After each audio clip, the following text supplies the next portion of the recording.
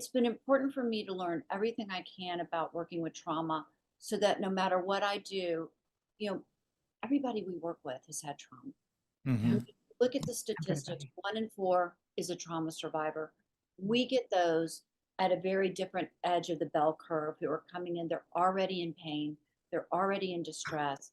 And if they haven't had physical, emotional trauma, neglect, sexual abuse, we don't get into treatment unless we've traumatized ourselves. So you've got that, reflexive trauma of I did things that took me outside of my moral compass when I was using. I would did things I wouldn't have normally done. I acted in ways I wouldn't have acted. So I, have also traumatized myself, which people can have PTSD from. So for everyone, I think it's different. For me, it's always been important to say, let me get as many tools in my toolbox as I can. For some people, EMDR is amazing. It takes Hmm. that charge out of the trauma.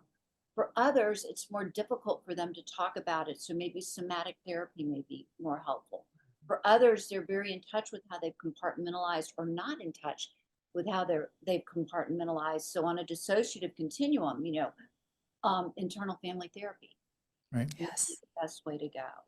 So it's important, I think, to really let clients come into that process and be exposed to different modalities so that they can also say, here's what works for me.